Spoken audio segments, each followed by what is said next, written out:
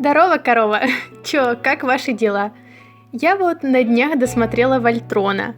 Не плакала так со времен концовки Класса убийц. Кто вообще решил, что сделать такой грустный конец хорошая идея? Он настолько грустный, что даже свадьба Шира на своем другане ни хрена не спасает ситуацию. Сценаристы, ёпта, я все еще плачу, какого хрена? Я плакала, когда спала, плакала, когда завтракала. Я даже плачу, когда сейчас пишу этот текст. Извините, просто делюсь эмоциями. Первый гетеросексуальный пэринг, которым я прониклась, и как всегда все нужно испортить. Да, все вы дружно оценили ролик про исправление работ. Примерно в той же мере, как и понаписывали комментов «до было лучше». Но это норма. Понимаете, в чем прикол? Я согласна, что «до» было лучше, честно. Я считаю, что каждая законченная работа обладает своей индивидуальностью. Со всеми своими ошибками и неточностями она излучает энергетику автора, и стать лучше она уже не может. Может быть, просто по-другому. Когда моя рука касается рисунка, он теряет свою изюминку и становится уже непонятно чем. Это и не мой рисунок, и уже не рисунок автора оригинала. Так что давайте воспринимать работы, попадающие в видео, как манекены, на которых я разбираю ошибки и показываю, что с ними можно сделать, окей? Кстати, быстрее всего уменьшить количество ошибок в своих работах можно только получив новые знания. Например, на канале Агния Игнатьева Лайв, профессионального аниматора, работающего над проектами таких студий, как Союзмультфильм и Паровоз, появились новые интересные форматы. Тема «Как сделать свой мультик для самых начинающих» точно придется многим по душе, а из прикольчиков есть подборка нейронных сетей для рисования аниме и портретов. Тут же буквально можно поискать способ получить бесплатный портрет от нейросети. Классно! Также есть подборка прикольных креаторов для аватарок. Видео на эти и многие другие темы вы найдете на канале Агния Игнатьева Лайв, ссылку на который вы можете найти в описании. Первая работа авторства Никки Элоун. Милашная девка витает в невесомости. Респект за жилетотоп, мне нравится, серьезно. Но складки мне не нравятся, очень рандомно выглядит. Также присутствует небольшая горбатость и попадание в тоне. С этим и будем работать.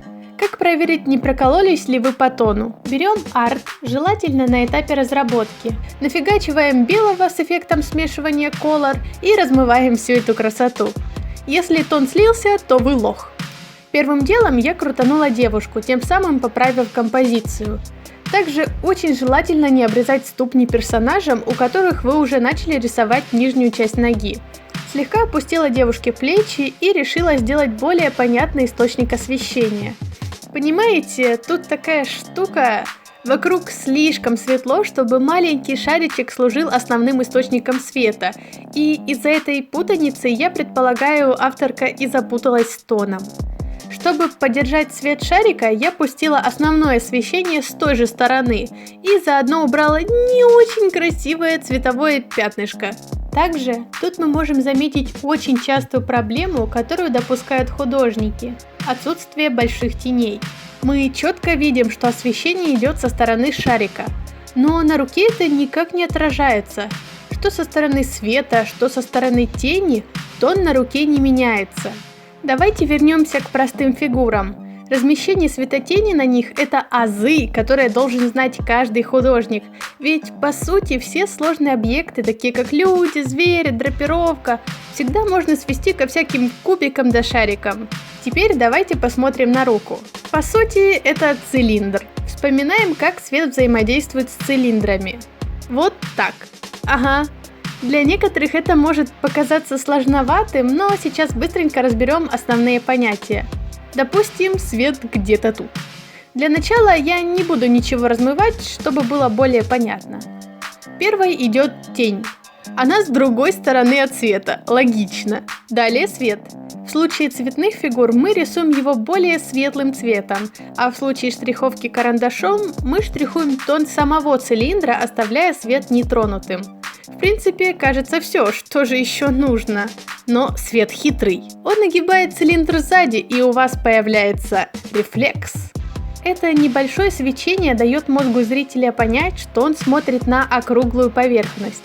Такая штука будет появляться на всех круглых поверхностях, так что не забывайте о ней. Также отражаемость поверхностей напрямую зависит от материала. Я нашла отличный пример. Посмотрите, насколько свет на матовом шарике более рассеянный по сравнению с хромом. Есть еще один офигенский пример с базом лайтером. Ну вот посмотрите, как ярко отсвечивает золото по сравнению с камнем.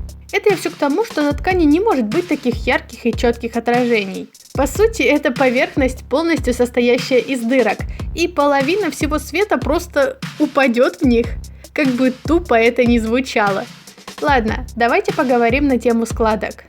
Но спидпейнт работы уже закончился, так что перед темой складок давайте познакомимся со второй работой авторства Алины Рыжковой.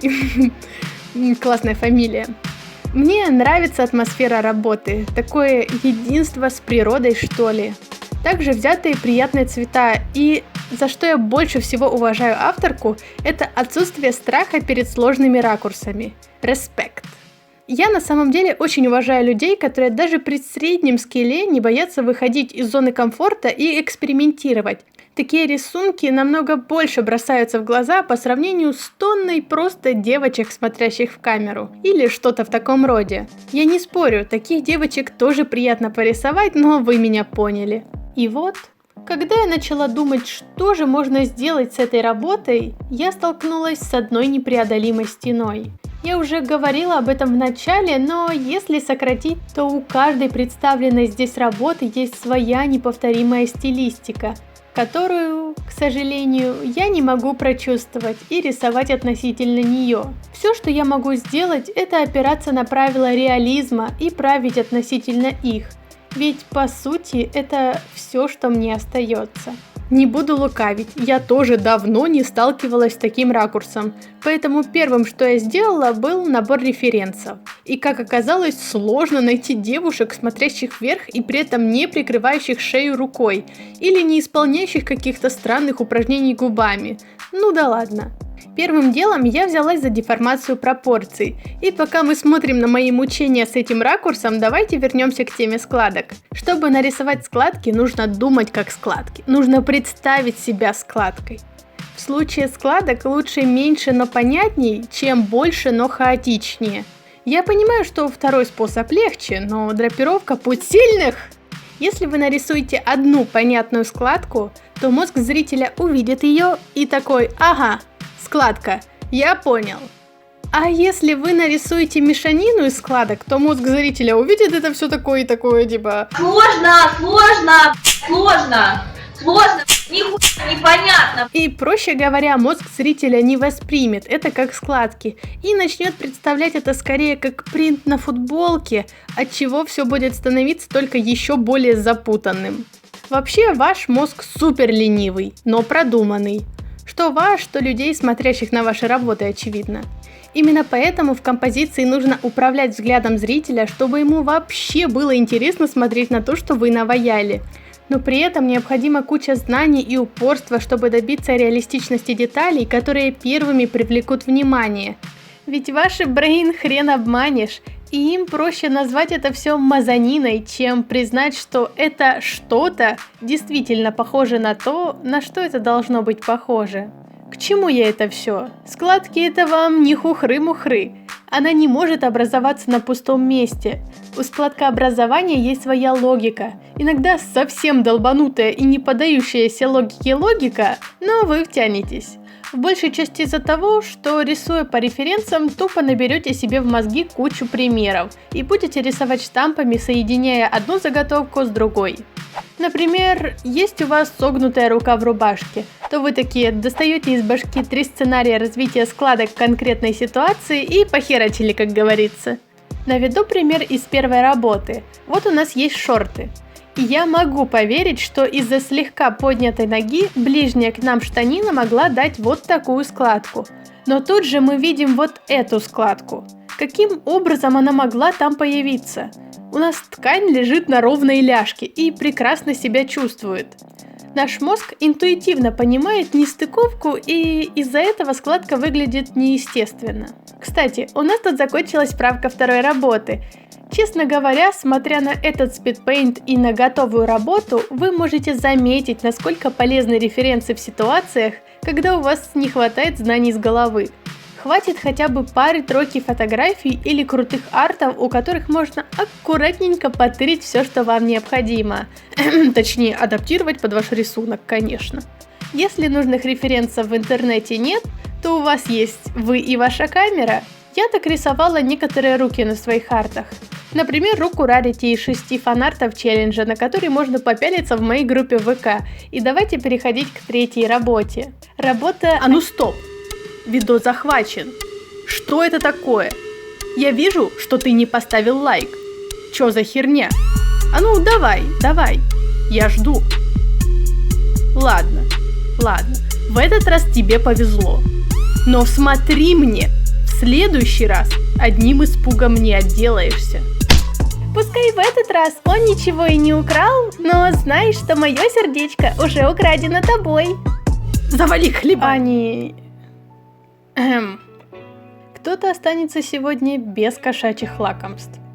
Так, работа Ани Герасимовой навела меня на мысль рассказать, как в диджитале покрасить работу, нарисованную в традишке.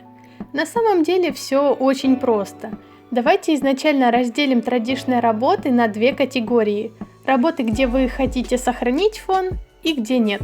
Если вы от изначального рисунка хотите оставить только контур, то начнем с того, что контраст с освещенностью нужно выкрутить так, чтобы черный оставался максимально черным, а белый максимально белым, и при этом контраст не начинал съедать части рисунка.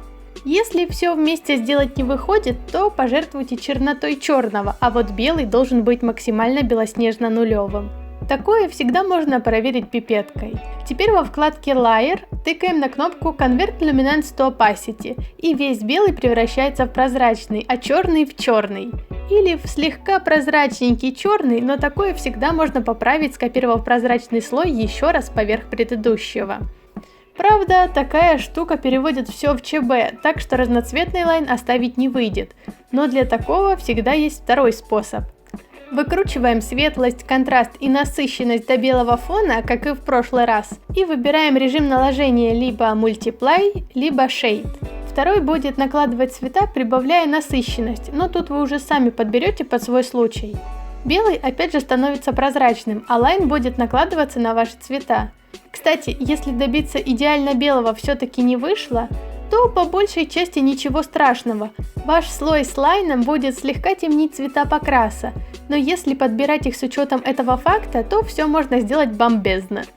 Возвращаясь ко второй категории, если вам нужно сохранить фон, то выделяете и копируете тяночку и тащите ее на слой выше, а потом делаете все, о чем я говорила раньше. Из стандартной обработки фона еще до выделения тяночки советую все равно не забывать подкручивать контрастность и править перспективу. Для этого, слава богам, есть отдельная функция в SAI. И если хотите добиться естественного цвета бумаги, то накидывайте немного голубого с каким-нибудь эффектиком смешивания. Тут проблема в том, что у многих в комнатах установлено теплое освещение, а белый цвет, как никто другой, впитывает особенности освещения и становится дико желтым. Так что голубенький это все уравновешивает. Кстати, даже с плоским покрасом за счет штриховки работа с цветом выглядит намного жирнее и привлекательнее. Это я к тому, что даже без навороченных досок, планшетов и экранников такое получится провернуть даже на телефоне в Модибанге. Я лично сама так раньше делала. Ну, вот и все. Вот так работы преобразились под моим пером. Не забудьте написать «До было лучше» в комментариях и подписаться на канал. Также есть Инстаграм и паблик ВК. Еще услышимся!